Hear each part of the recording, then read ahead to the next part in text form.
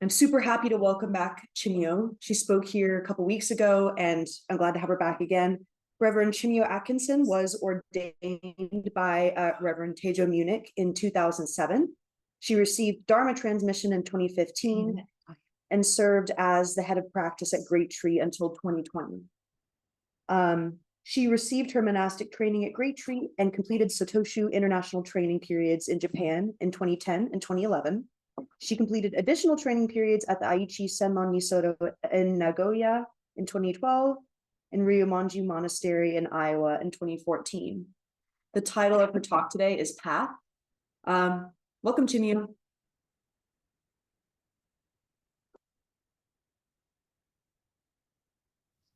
Thank you. Thank you. It's so good to see so many familiar, gentle, loved faces here today.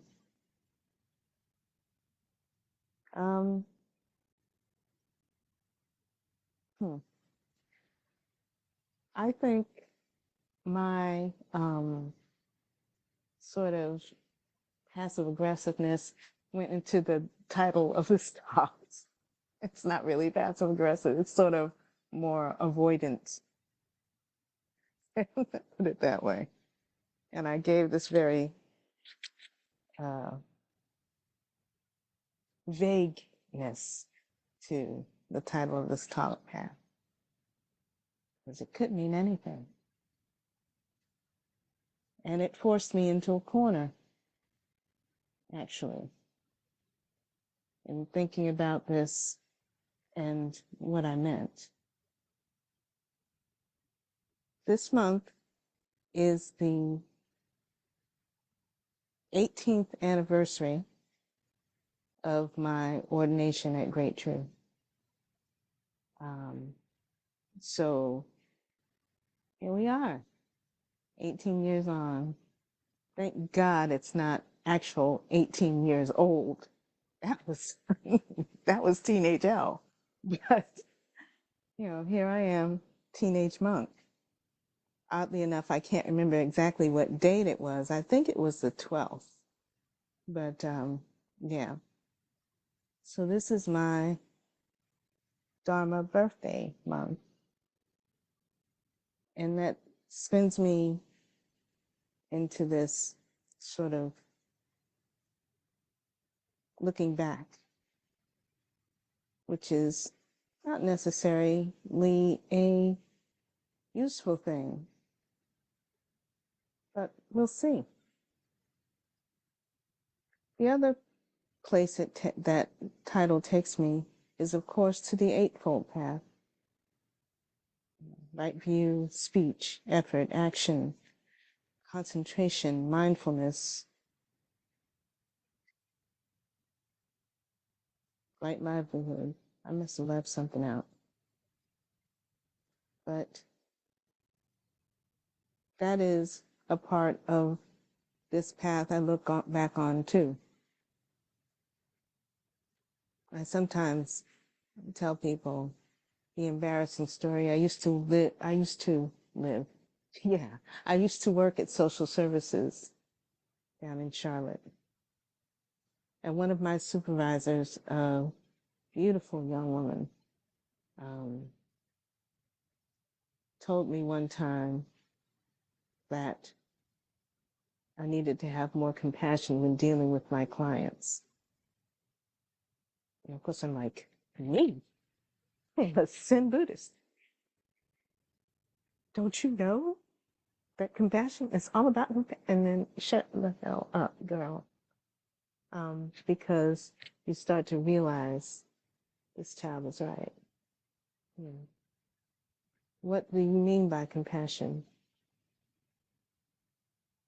And you claim it.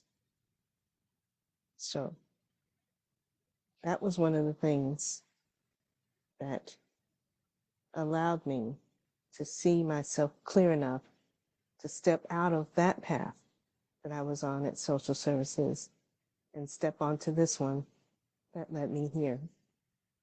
It wasn't the only thing, but it was a catalyst. if I'm using that word right. I don't know if I speak English anymore, so, help me and I'll try to translate whatever language I'm speaking now. But yeah, this path runs through samsara, as do all paths. Everyone's path rolls through samsara. Samsara is the fear, ignorance, greed, discrimination, the attachment, the separation, the suffering. That's where I walk. This is the landscape through which this path runs. I have been trying for some time to return to what I call poetry. Whatever. It's whatever. And so I have these little things that are not poems, but I write them down, because they're ideas, they're songs, whatever. And I've started back, since I have so much time, writing them down. The path is a tree-lined highway, a rocky track in the wilderness, a filthy alleyway, a garden crossed by stepping stones, a rolling river, a dirt path through the fields, a deer track, the space between headstones.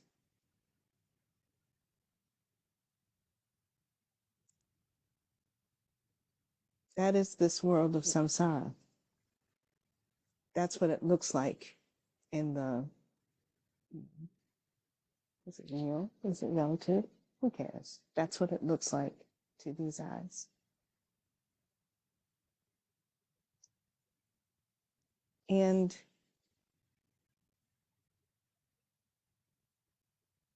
where it goes is not aware. It's just so. I can't remember the words that Dogen used for just so. I'm living at my brother's house, so I don't have my collection of books to flip through. I'm not even sure it's Dogen. I think I actually heard it from Okamura Roshi. He talked about that somewhere. Just so. So it's not aware, it's just so. It's not a why, it's just so. Do you know what's real? Do you care enough to take another step? Are you awake enough to place that foot consciously with that care? So this is what's swirling in my head around these days.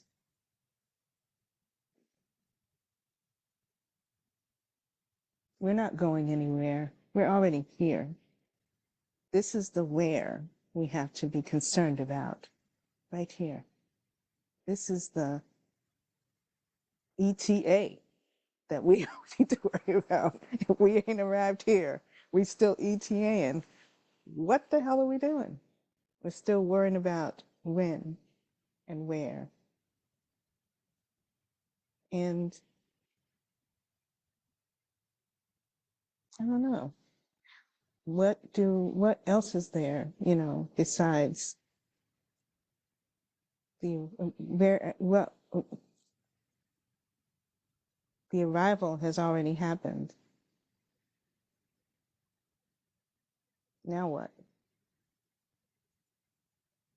The Eightfold Path points to that. Now I'm standing here. This is the reality. How am I going to act? Am I going to get up and run on this, path and try to get someplace else that doesn't exist? Or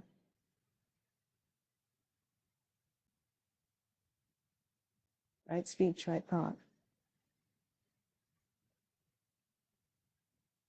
I remember when I first began this study, this exploration of the Dharma. And because of the culture that I grew up in, that most Westerners grew up in. You say the path. The path is supposed to be straight and narrow. You walk the straight and narrow. The straight and narrow is a sword that bloodies your feet. And you have to spend more time balancing than you do actually getting anywhere on those bloody feet. A vision in my head. No, don't mind me. The path is actually this windy, curvy, mountainous, flooded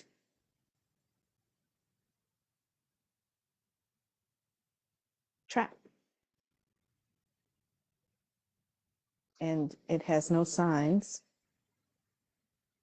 that point in directions,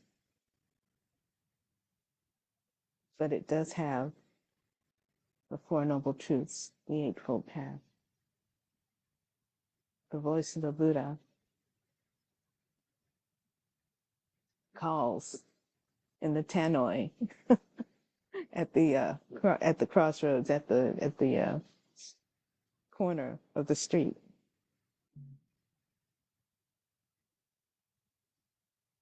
And that's kind of how I see the path more often now. Sometimes I still try to walk that straight and narrow because it seems like it's going to be so easy. Why can't it just be simple? More delusion. It's not simple. Not supposed to be simple because it involves a whole universe of beings. You cannot reach a whole universe of beings walking a tightrope, walking on the edge of a sword, being straight and narrow. That means you leave everything and everyone, all beings behind. It means that you have no room in your vehicle, this heart, to take and carry all those beings to which I am attached. So, I said this once before, kind of jokingly, but maybe not. The Mahayana is the great vehicle, and everybody rides. Everybody rides with me.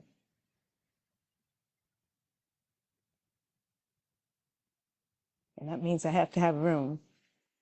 The straight and narrow has no room. The winding path may not be wide, but if I hold on to all those beings, those trees, those chipmunks, those babies lost in the woods, all my friends who followed me out onto that path and who I followed onto the path, we'll make it. We're already there. We just remember. Am I being vague enough for you? Maybe. It's more a feeling for me than it is a big concept. We like to make it here in this culture. A kind of explainable thing that gets, put in books and stuff. Yeah. Sorry. We're winding through samsara. And what happens when we turn a corner? What happens when it dips down? There's a nun who studies with Okamura Roshi Nation. She created this sort of invitation card for a shuso ceremony. And on it, it's very simple, kind of sumie style watercolor painting. And on it is a tiny little monk with a torch walking towards the mountains. That's all of us, regardless of whether we're wearing robes. That was me before I knew there was such a thing as a robe that I would have to wear for the rest of my life. That I would choose to wear for the rest of my life. Choices made, our turns in the road. Some choices have to be forced on us for us to really make them. Brain surgery, for example.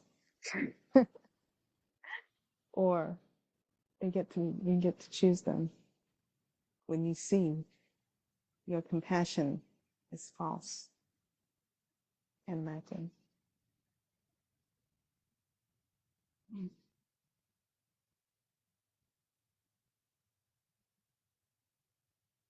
When I was ordained,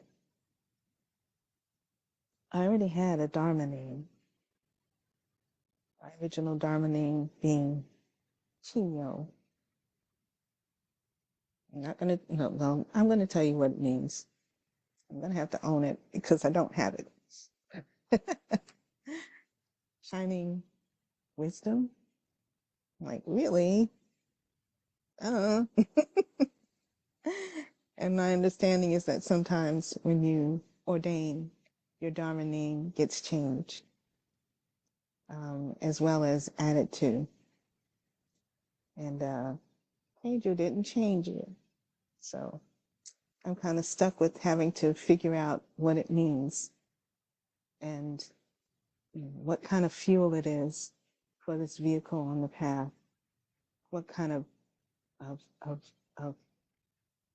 fuel, what kind of direction. It's a lot of things to have a Dharma name. Some of you have Dharma names that you received in Chukai. It's a map. It's a bit of fuel to move you along. Or at least that's my idea of how to use that. So when I walk up to someone and say, Chimyo, what am I saying? What am I implying with that name?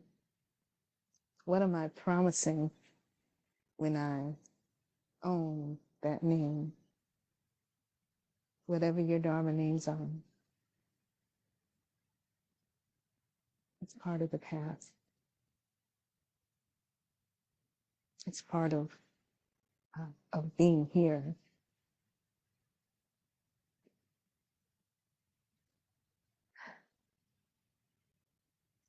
Now, because my notes do this, I go down my own path because that's the only path I can talk about with any kind of authentic knowledge.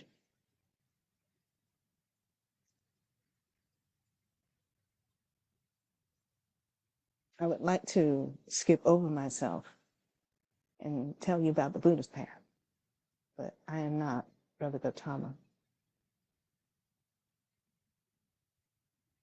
And the people who wrote about it, okay, they may have been there, but they weren't here, in that man's body.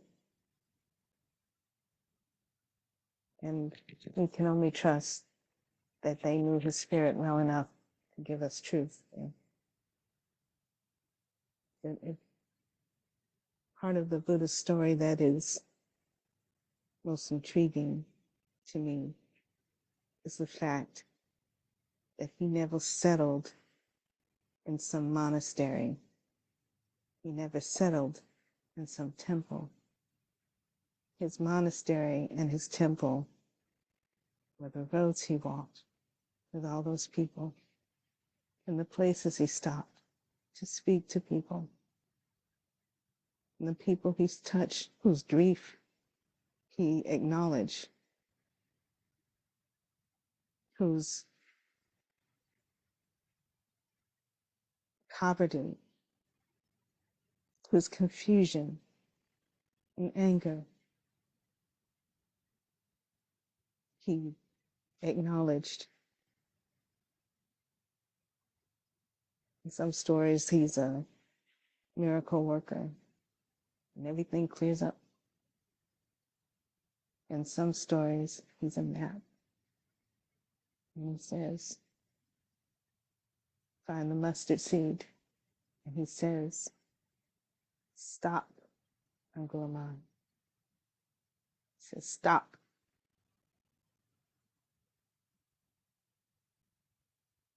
All sorts of things. In one story, he frees the pariah by simply acknowledging him and saying, this means nothing. This caste means nothing. This is your true Buddha nature. Here is your map. Stand up. Take that step. And all the patriarchs as well, some of whom stayed in temples, many of whom walked the roads. There's always this path. And walking the road is not a path, it's a metaphor for what he was trying to do until he lay down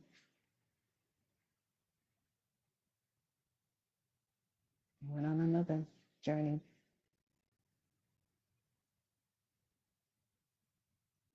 That some of us gonna take, whether we believe it or not.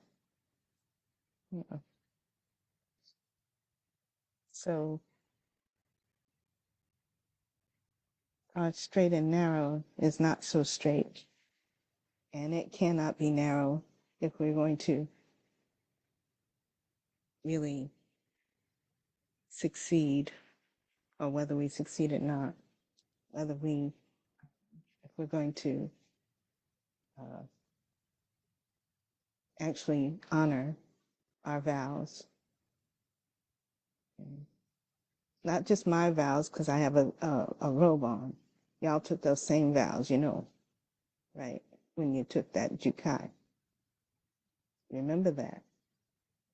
I am not kidding.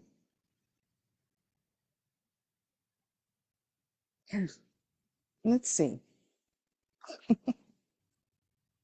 I found these pictures of myself when I was a child. And one of those pictures is of a Girl Scout. Yes, I was a Girl Scout. Talk about straight and narrow. And I remember the picture is when I was 11. I was 11. And I'm wearing my little Girl Scout suit that my mother, who didn't make a whole lot of money, got for me. It's very stylish for 1970. Okay. And it's a symbol of my mother's love for me. It's very nice. And I have a little beret and everything, and I have my sash on, and it actually has some badges on it because I am that little girl who does what you tell me most of the time and tries to meet the requirements, even if I don't know what they mean. So, And the pants, we're on a playground, a dirt, playground somewhere in Brooklyn. And the pants have the straightest, sharpest pleat. My mother. It's also me, though I can never get that ironing quite right. But it's also saying something about that little girl. Not something necessarily good or bad, just something about that straight and narrow that comes up for me sometimes and leaves everybody out. But I do remember, speaking of Dharma names, that when I look at pictures of myself, I'm like, yeah, ooh. Put that bump on your head. I'm very critical, very not so nice. And that little girl, speaking of right speech, right compassion, right action, mindfulness, that little girl, for a long time, had a name that was also given to her way back a long time ago. Teijo gave me my name with some hope for me. Said, shining wisdom, go do it. And that's what this practice is about. But the practice I had before that was, you a little ugly black bitch. It was given to me by somebody who was supposed to be someone I trusted, was supposed to be more than a footnote in my life, who was angry and violent and did not practice right speech or compassion, not give much effort to some little kids who were dependent on this person. I'm not trying to make a sob story, but I'm talking about, I hate to call it right, wrong speech, concentration, and all those things that we're supposed to walk through this path on. And somebody was on my path that gave me that name that was not hopeful, that was not helpful, that was a map. So when we speak, and this was to a child, when we speak to any being, whether it's a child, our child, somebody else's child, whether it's a colleague, whether it's a person we just made on the bus, sit next to us on the bus. Think about that. Think about the map.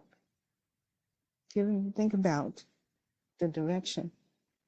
Think about what that filthy diesel fuel of anger or devaluing does to the world,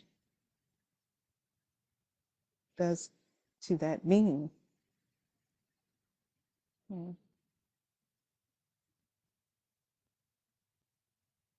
What does it do? And, I've had a lot of time to think about stuff lately, and stuff just keeps coming up. And I realize that I still hold that name. I don't know It's not a Dharma name. It's not a name of the Dharma at all. But it was bestowed and it stuck. And so wonderful to move through my life on a path that gave me yet another name that countered name. And I hope with all of you on the path that found that path taking you to Jukai, wherever you received Jukai, from whoever you received that Dharma name. Throw those old maps away. Yeah, they come up every once in a while. They stick them. Stick. They're sticky. But there's another name that you now have, whatever it is. Let that speak to you. Let that give you direction. Let that give you hope. And you have the Dharma that holds you to this vow. Right view, right speech, right effort, right action, right concentration, right livelihood, mindfulness. Hold that map. It's in your name.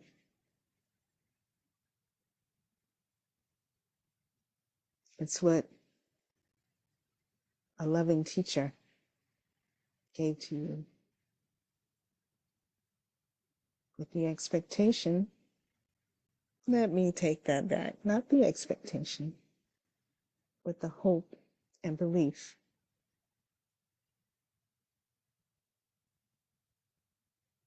that it will carry you down the path.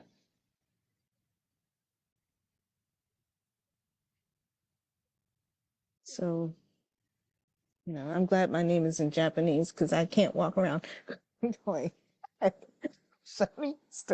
you doing?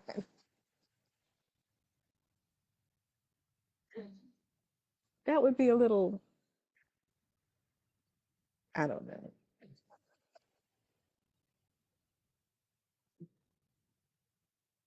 But where am I going? Where am I going? Teachers. The Girl Scout loved school. I had to go to school. And I loved my teachers. Some of y'all are teachers in one way or the other. I'm talking particular about school teachers. In my world at that time, it's very hard to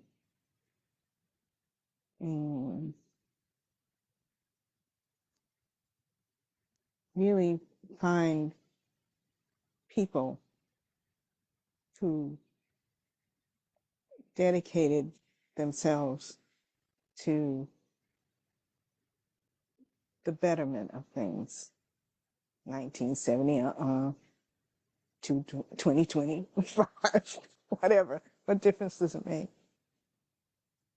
It's really hard to find people who dedicate themselves to loving the future, to caring about the future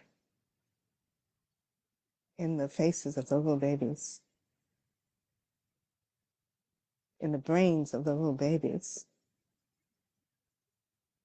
sitting there at those desks.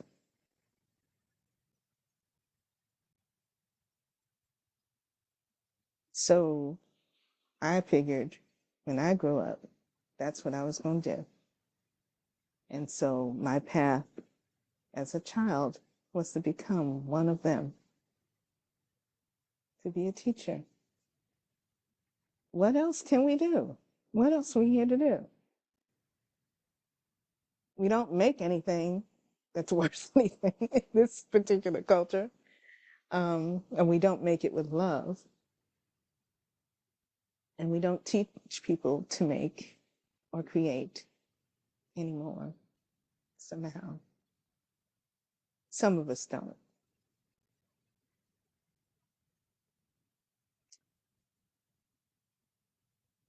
That's that step that we take consciously with care.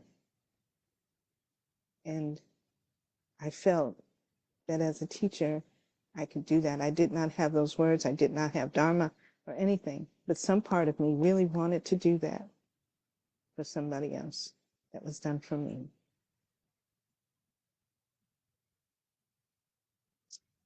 So I tried to be good at school. I sucked at math. I really did, and still do. And I remember a teacher named Ms. Bay, for whom I was the biggest frustration. But I remember her saying to me, okay, that's wrong. This is what you did wrong. But I understand. I see where you were going. I see why it confused you. Here, let's try this. Let me show you a different way, a different path to this number.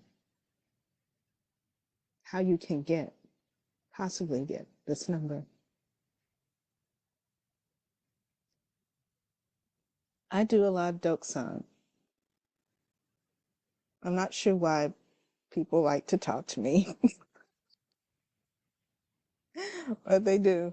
And so I have spent hours doing dokusan. What do they call it at San Francisco? They call it something else at San Francisco because only the abbot can do dokusan. You do something. Okay, something's called different something else. It's the same thing. It's just a culture, a Zen culture that they have. But it's the same thing. And so when I sit with those people, I'm not necessarily pulling from the sutras or anything like that, or my understanding of dokusan comes from Teijo. So what I do, how I sit, the bows, all of that, I'm straight from Great Tree. I don't know anything else. I don't need to know nothing else. And I have dokusan with Teijo, and it can be very serious, but there's also a sort of, don't get mad, Teijo. There's a mother-daughter thing going on. Because that's what happens. That parental mind has to come into play. And all of that does, but so does Miss Bay. And I would never sit with anybody and say, oh, you are so wrong. I have to understand the difficulty that they're going through, not in the way of psychologists, but in the way of a person, a human being, a sister, a parent, someone who's taking a soft step instead of stamping that hope down, instead of giving a invalid, hurtful name. You're not stupid. You're not evil. I've seen that. Let me tell you the possibilities. Look to the Buddha. Look to Dogen. Look, see, they know what you're talking about. They don't know, they can't know what you're talking about unless it's happened to them. Remember that. These are the patriarchs, yeah. Patriarchs, not perfection. But men, patriarchs, ancestors. Sorry, no. it just came up, came up, but the ancestors know this too, know this suffering too. I know this suffering too. So I'm not going to pretend, when I'm sitting with those people, I'm not going to pretend that I don't know what you're talking about and that it's all wrong and there's no possibility, there's no hope, there's no movement. You can't be on this path. Get off. There's only so much room for people on this sword's edge. Bye.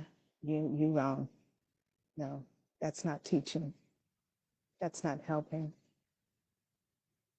That's not what my teachers did. That's not what Teijo did. This is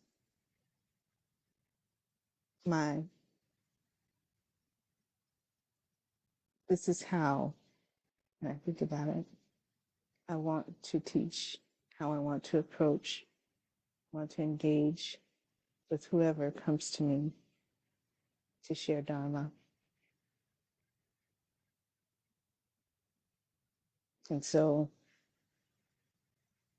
it's me trying to be honest, trying to be true, trying to be a true friend on the path. Now that is not just my vow, that's yours too. Especially if you're wearing one of these and you took Jukai, but not especially, but really, if you went through the trouble of doing all this,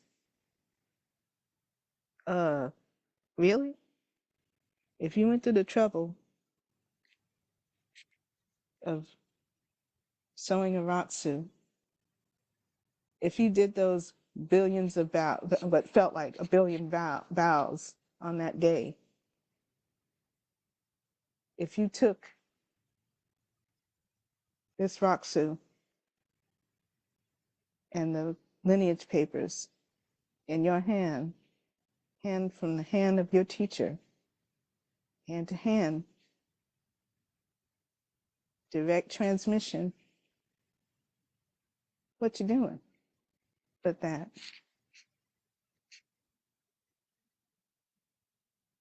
You took on a responsibility. So I take that blessing from those teachers a long time ago, and y'all know some teachers like that, some people in your life who've been that for you in small ways and big ways. Some of y'all are that for somebody. And thank you. So the Girl Scout wanted to be a teacher, so she did what she was supposed to do, or what she thought she was supposed to do. And went to school. It's a crazy, expensive school. And because it was so crazy and expensive, and I ain't never had no money. I ain't never had money. So this is not really difficult for me. I have didn't grow up with any. When I grew up, didn't make any. And now, all right, this ain't hard. But yeah, and I went to school and I almost worked a full, I go back and I think, little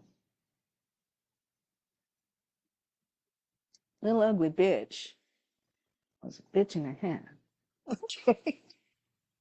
Because that little girl, and I think about it, I think about myself, and you think about the folks in your life and what you've done in your life, and how you got through, and how an important part of your path that was. Not that it should have happened, because if being a difficulty, not that it should have, but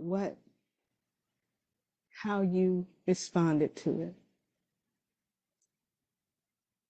And yet people will sometimes make you feel ashamed of it, or make you feel like, that wasn't important.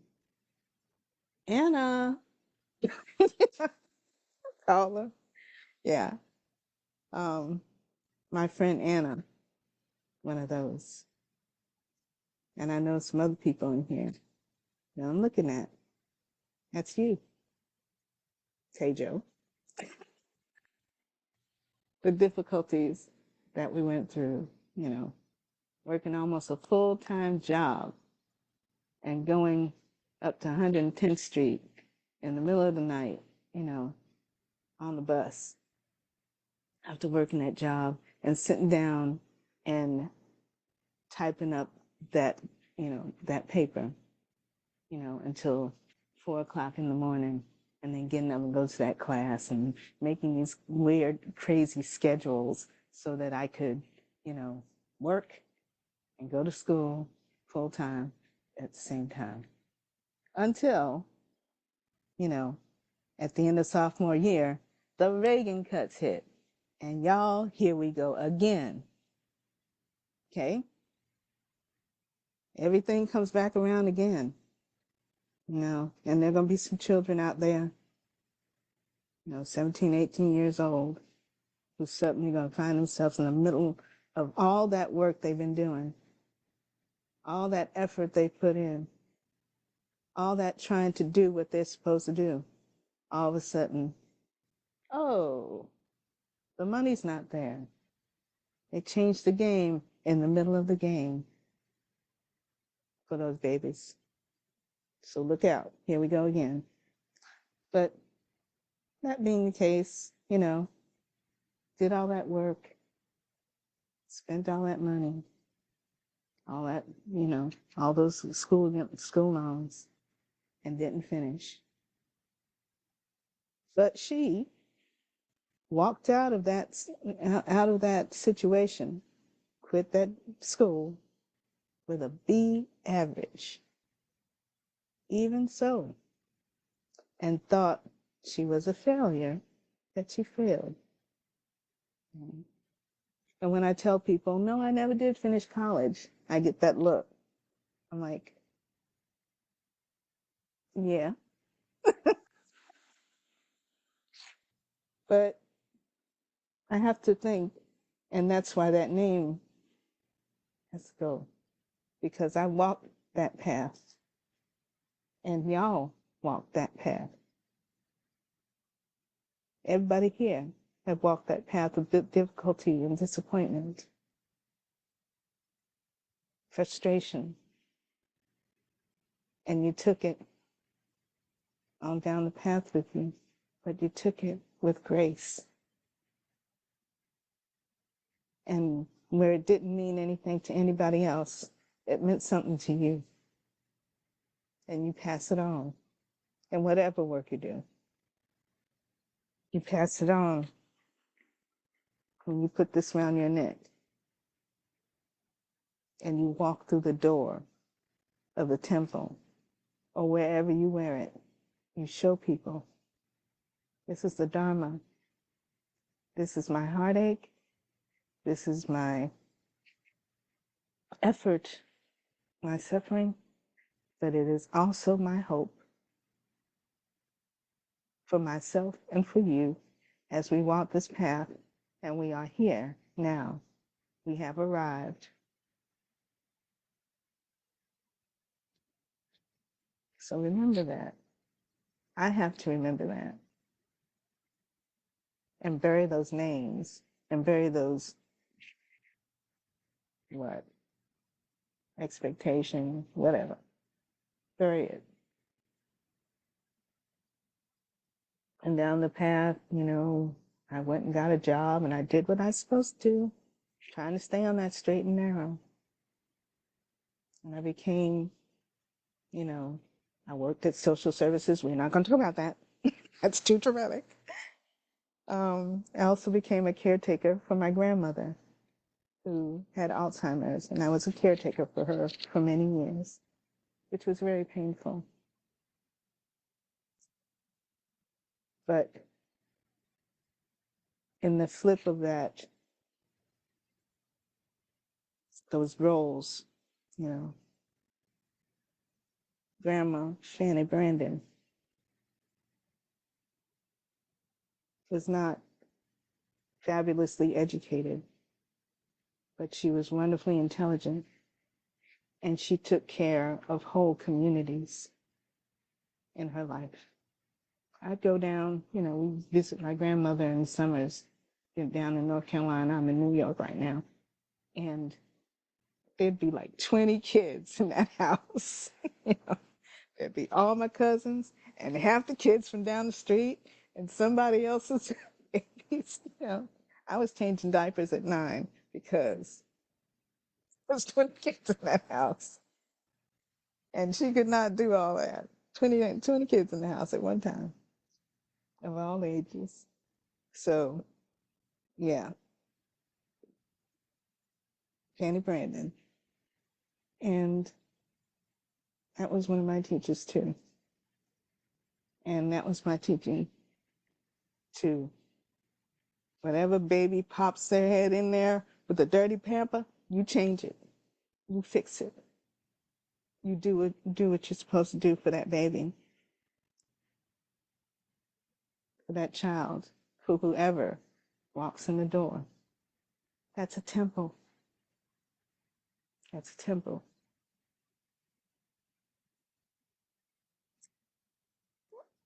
Teijo, I'm going to misquote probably. I did this before. I never did find any notes, my notes from way back when you sit in the up in the attic of the massage school. And I remember you saying this: clear the ground, build an altar. Wherever you are. Dirty pamper, clear the ground, build an altar. Got to fix lunch, clear the ground, build an altar. And I'm not even sure. It had to do with some characters, I think, that had to do with Zazen, but I can't find it, and I can't quite remember it. So if I'm misquoting it, I'm sorry. You can feel free to correct me. But I remember you saying that, and that's what this is. And sometimes it's hard to forget there's an effort there, the right effort, the right concentration. Someone approaches you, you encounter someone. Before you speak, clear the ground, build an altar, and practice your right speech. Practice your compassion. Because it's not to say what's sacred and not sacred. The word sacred doesn't apply here. I don't know that it does. There's another word for it. Maybe. There's another feeling than rather sacred. It's right here, sacred. It's Sanshin. Here. That's what it is. It's the parental mind that holds everyone as you hold that child. Place them on the bed, wipe their little bottoms, put on the Desitin. What else we got to do for each other? That's what we do. Clear the ground, build an altar, because that being, that life, is with us on this vehicle. This vehicle. This is what we carry. And if we carry it without care, if we take that next step without consciousness, without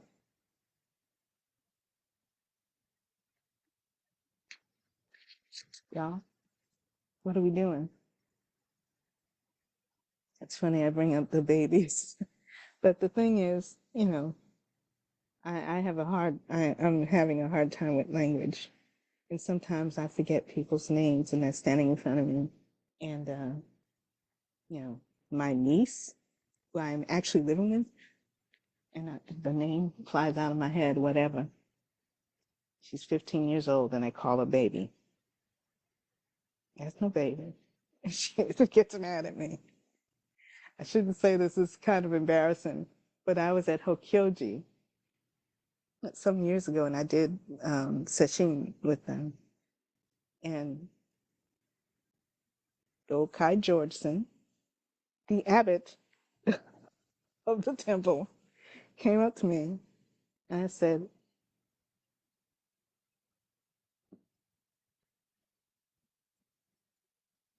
I'm like, what do you need me to do, sweetie? You don't call the abbot of the temple, sweetie. Okay. You don't call him that. The grown man, you're going to go, sweetie, what can I help? How can I help, sweetie? And that's coming out of my mouth a lot because I think it's not that I think of people as children or as myself as an adult, whatever. But it's a feeling of wanting to hold beings like that.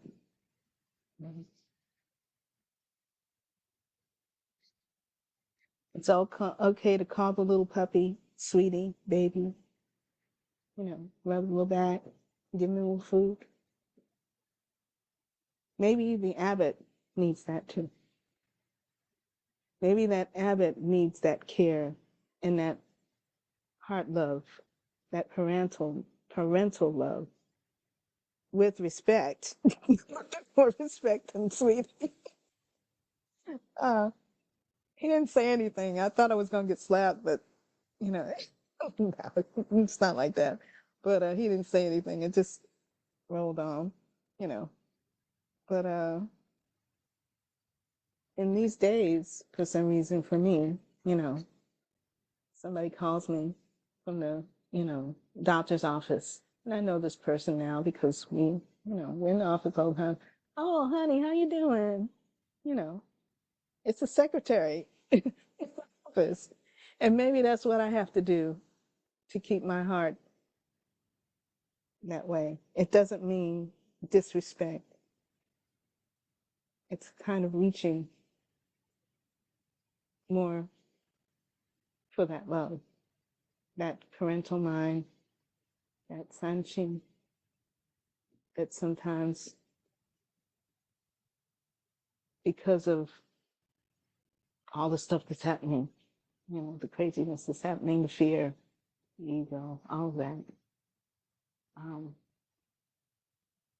gets missed.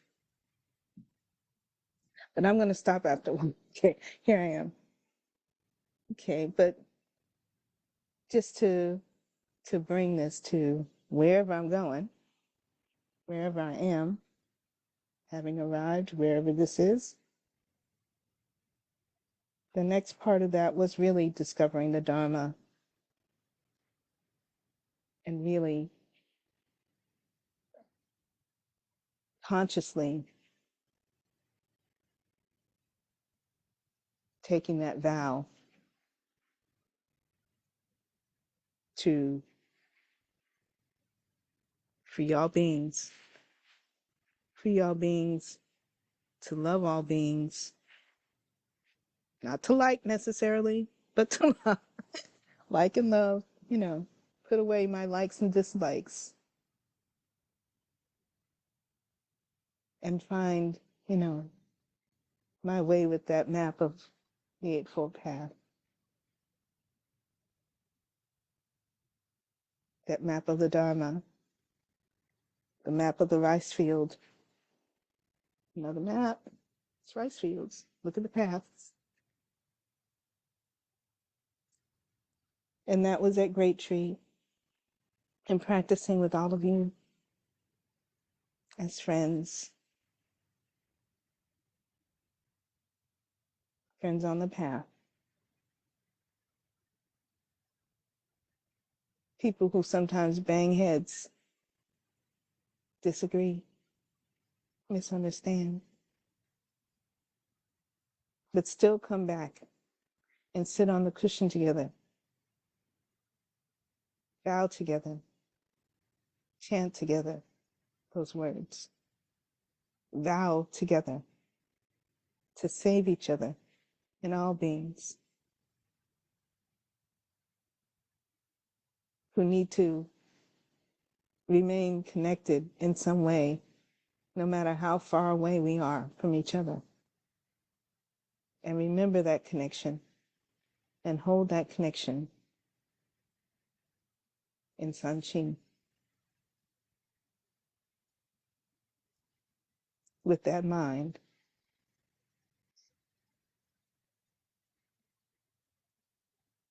And that's why I discovered that great tree. And sometimes it wasn't easy.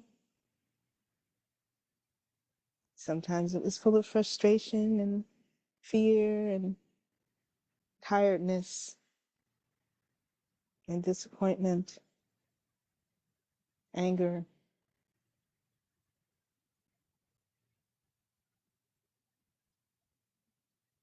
Fear. Fear mostly. Fear of being a teacher and not really doing what I'm supposed to do, because the straight and narrow is still right here. It just cuts me up all day long. And at least turning that sword to the flat once in a while when I find myself doing that. Mm. And remembering that I'm not alone. We are not alone on this path. But I discovered the Dharma with Teijo at Great Tree. I discovered in the forest of Shogoji and Yokoji, forest full of ghosts. Those ghosts are important too. Those past ones are important too. Mm. In the forest of those up in Japan, I'll sometimes run across a stupa. Oop. Wow. Mm. There's somebody there. There was somebody there. So, when I think of the monasteries that I practiced in, there was always this corner that was a little cold. I'm not into that, but, you could feel the presence. You could feel the spirit of all who walked through there, who lit the same,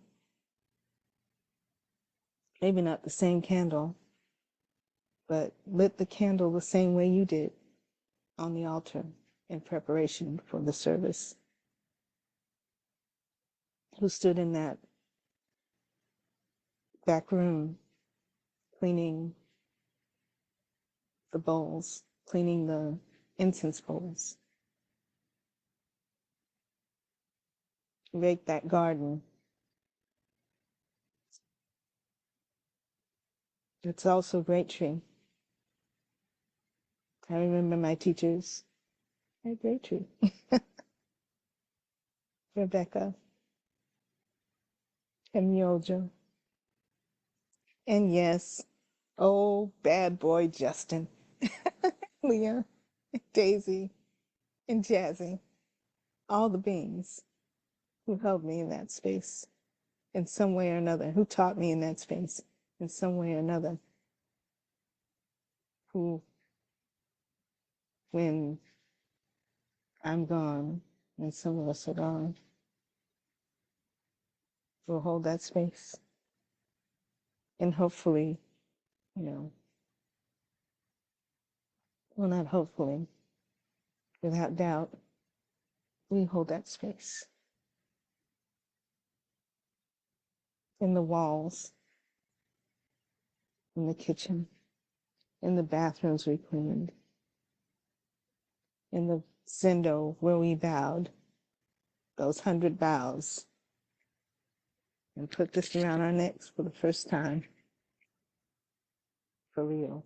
Not just trying it on. If you're still just trying it on, don't take it off. When we put it down, we took that vow and we put these on. Here we are. We have arrived. This is the path.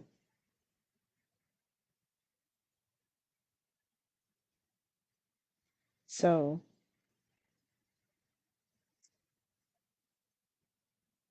in giving that title,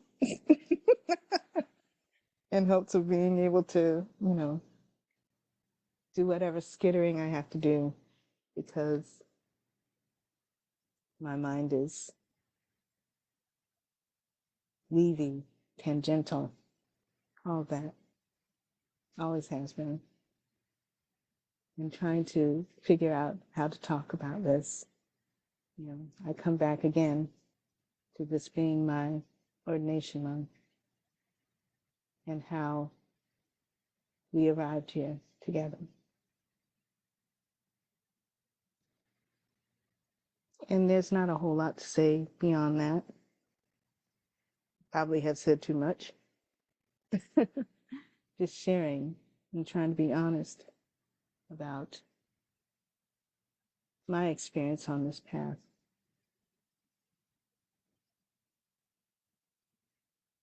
And hoping, that you share some of that hope with me, regardless of how difficult it has been, how difficult the walk has been for you. If you put this on, if you ever pick up and are crazy enough to pick the big one on,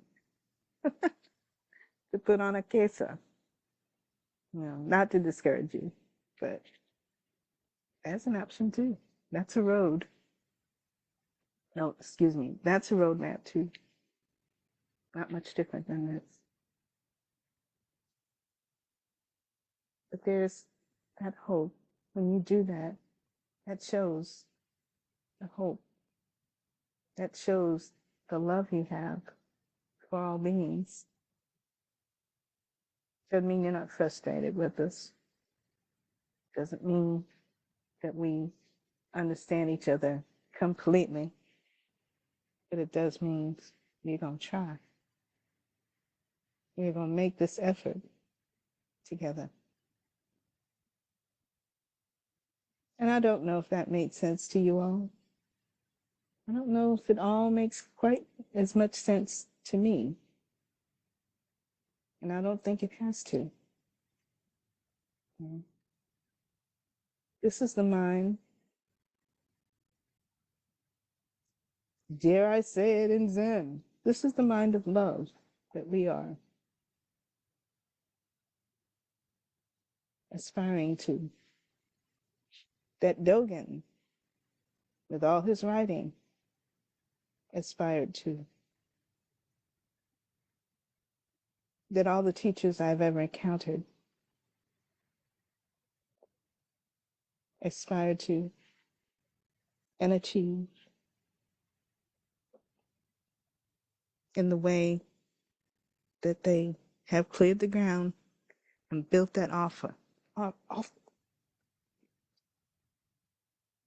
mouth problem. Cleared that ground and built that altar for each one of us. And that is what I want to do. I don't know that I do it. It's an attempt, it's an effort to, in this time that I have, to really practice and find myself able to do that, even without thinking, just to take the next step softly, carefully, and bring everybody along in my vehicle. Because all y'all gonna ride. So I'm gonna stop because, I talk too much. And hopefully have left enough time for discussion, for correction, whatever we got to do together. in this. So thank you very much for listening. And again, very glad to see all these faces. All my babies on the screen. All my babies on the screen. So thank you. Thank you for having me. Shall we get back to Merit? Do you want to make it? Sure, we can do announcements first. You're way over. So Anna? we're just gonna end. Yeah. So she's gonna make some announcements and then we'll do Quebec the Merit. Okay, so brief announcements. Tomorrow is the beginning of a mini practice period. So they're reading Pema Chodron's How We Live is How We Die.